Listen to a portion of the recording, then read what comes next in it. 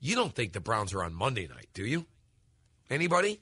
Tim? I don't think so. No. Teach? I can't see that. You're trying to create ratings here. And as much as the Browns fans are going to tune in, everyone else around the country will not. Even when bad teams are on Monday Night Football, it's usually because they have, like a flagship player. The Browns don't even have that. Well, we've got a good left tackle. We got a good kicker. Phil!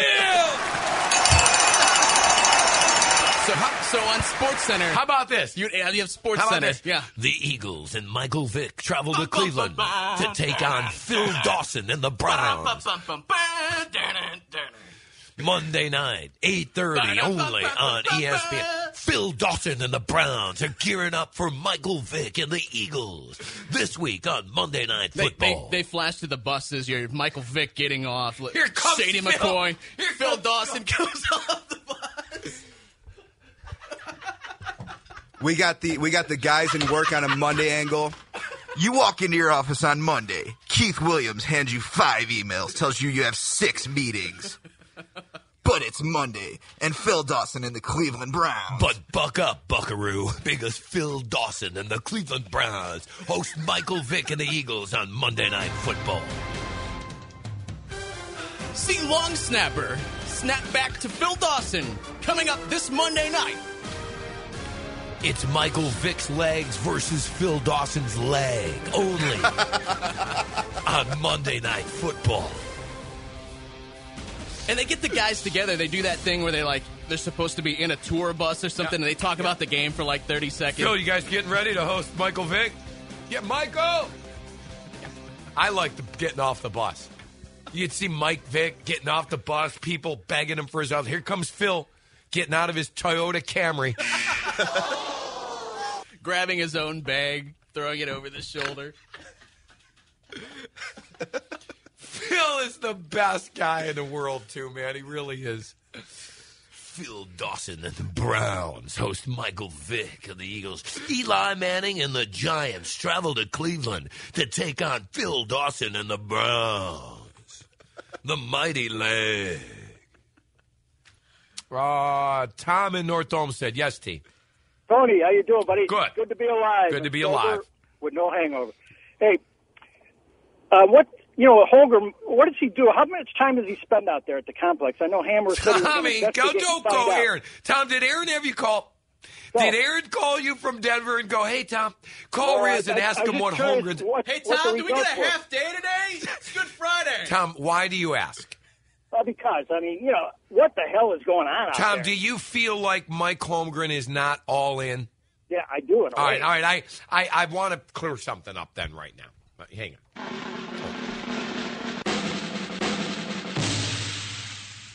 All right. I don't know. I don't know whether Mike Holmgren is all in. He says he is. I'm guessing he is. I'm guessing the owner would have a problem paying a guy millions of dollars if he wasn't all in. I've seen the reports that he's living in Phoenix and things. I doubt very much, guys, that Mike Holmgren is slacking off and working 20 hours a week. Now, come on. All right, despite what Aaron thinks. I got to stick up for the guy somehow here. I don't know. I know the moves they've made are not good. I know that this team still doesn't have a quarterback, and I don't think they're going to have a good year. But I doubt very much this guy's flying out of town, letting other people run the team. Now, come on. Mike Holmgren's a pretty credible guy. If you don't like the job he's doing, fine. I agree with you. I don't like it either. But I doubt very much that they've got poker games going on in his office in Berea during the week. Yeah, they play goldfish. Check out Eli Manning and the Giants as they travel to Cleveland to challenge the right leg of Phil Dawson and the Cleveland Browns. Opening day was a disaster, but the Indians season will be fun. I bought season tickets. If you weren't fortunate enough to do that, you can call Amazing Tickets. Mark has all your Indian seats all season long. Plus, there's a big concert schedule in this town, downtown, Blossom, everywhere this summer. I know the country guys are playing Brown Stadium. Any ticket you need, in town, out of town, Playhouse Square. We've got some sold-out shows at Playhouse Square. Mark from Amazing, Mark Klang and his crew Fred, Anthony, and everybody out there in Mayfield, shout out. Give them a call, 216-591-1800, 216-591-1800. That's 216-591-1800. They've also got the most amazing website, amazingtickets.com, amazingtickets.com. Can Phil Dawson's right leg keep up with Michael Vick's two legs? Find out on Monday Night Football. Hey, buckaroo, you're getting pooped on at work? That's okay. It's Monday night, and you're going to check out Phil Dawson's right leg and the Cleveland Browns. Dun-dun, dun, dun-dun. See somebody spilling coffee on the guy in the bus. He gets to work, his mailbox is on fire. His computer's down. His boss tells him he's got to stay late. It's okay. Phil Dawson's right leg is coming to town.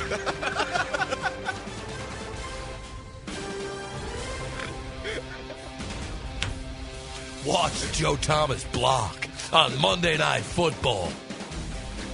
They would just change the camera angle. They wouldn't give you the full field. It would just be Joe Thomas keeping the defensive end away from this quarterback. If that's not enough, watch Phil Taylor stuff the run on Monday Night Football.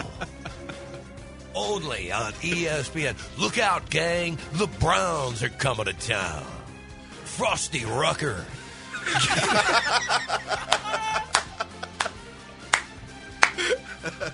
No one makes downfield tackles better than DeQuell Jackson. The Browns are so cool, they've got a guy named Frosty, and they're coming to town.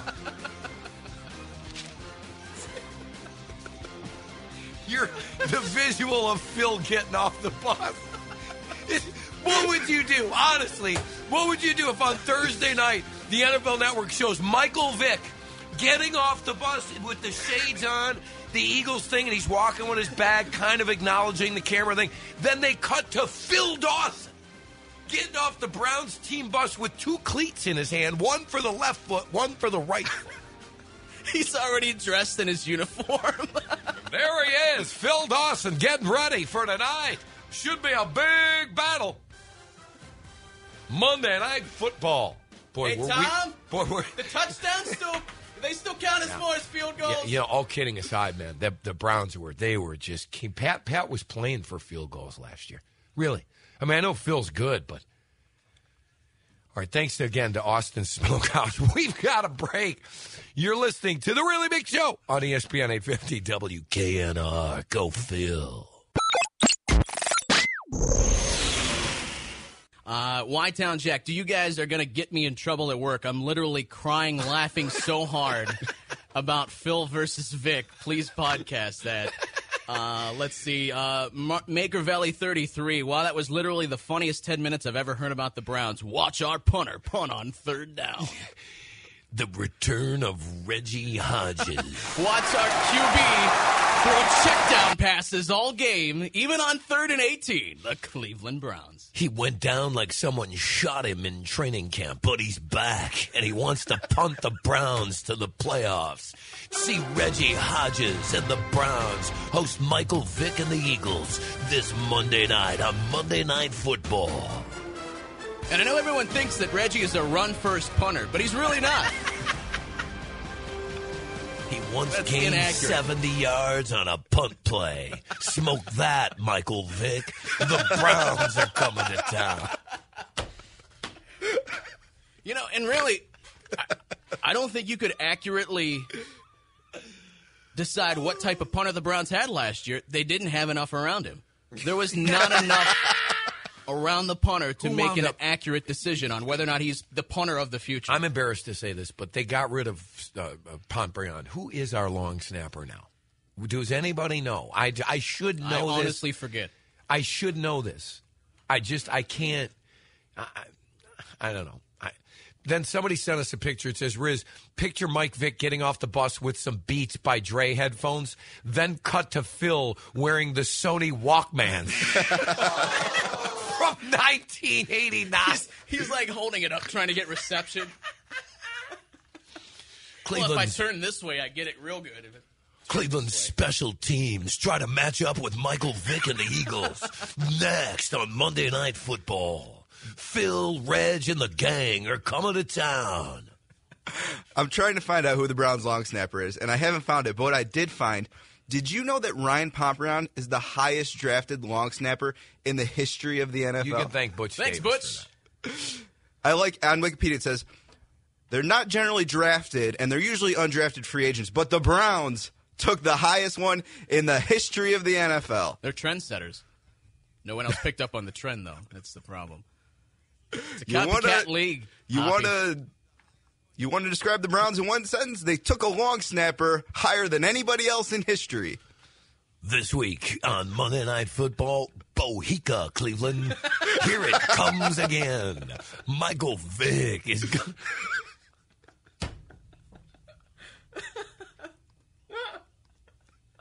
Folks, it's so sad. It's funny. Really, think about it. We're making fun of our team because we don't have one marquee player that anybody can market. Christian Youn. I forgot. Good old Christian. Thank you to I think you guys are forgetting one thing. Miss Ahmad. Monday Night Football is on ESPN, so you know they're going to throw LeBron in there at some point. Philadelphia comes to Cleveland with LeBron James in the stands cheering for the Eagles. Dear guys, please stop picking on the kicker. He was my high scorer on my fantasy team last year, signed Pat Shurmur. Cameron in Middleburg. Hi, Cam. Hey, how are you, buddy? Cam, I know what you're going to say, and I feel the same way. Cameron, I got to work today. Yeah. TJ was tired. Grasshopper was half asleep. Even Casey, Mr. Energy, was a little bit dragging, and I am a wreck today, Cam. Go ahead and say it. Joe B's, baby. No, the Indians sucked the life. They just sucked the life out of us. I own a sports bar. The place cleared out. Everybody was happy. It wasn't as bad as that Ohio State game, but it was very similar. People cheering, excited. But I just want to know, where were Ed and Enzo when the Titanic was going down? Yeah, well, they would have called him. Believe me, they would have had him. I think Ed and Enzo needed to come in the ninth inning yesterday. That was just a disaster. And not to lament the loss. I am a season ticket holder. I'll be there Saturday with my kid. There's other. We're going to win. The Indians are going to have a good. It's just. We were all in for one day, and as I thought the caller was going to say, the Indians just sucked the life out of us, man. Kick to the gut. It was a kick to the gut. You're winning 4-1, ninth inning. You're winning the game, really the way the team is drawn up to win games. Great starting pitching. Boy, to waste a start like that from Masterson. 10 strikeouts, 1 run. Only run comes off a home run to Joey Bats, who hits a home run off of everybody. You get into the ninth inning, you're playing good defense, and your closer doesn't get the job done. Jose Bautista. I call him Joey Bats. Joey Bats. I like it. Yeah, I don't. And how good was Masterson? How many games last year should Masterson have won? Like 5 more than he did, right? I think he should have easily won 17 games. Well, TJ, here we are in week 1, game 1, and he's already down 1. That was a game the guy should have won. I know you don't play woulda, shoulda, coulda, but man, that was hard to swallow. What a big way to go down in front of a big crowd.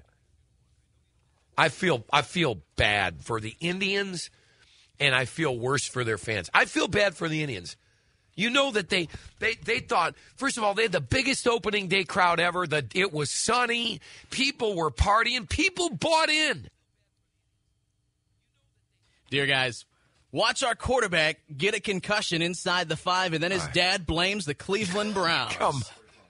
Come on. Check out Josh Cribbs tweeting on the field as the Browns take on Michael Vick and the Eagles. Josh Cribbs and his Twitter account are hosting Eli Manning and the Giants only on Monday Night Football. Come watch a third-string tight end get a handoff at the end zone. That's Browns football on ESPN. And I'm genuine right now.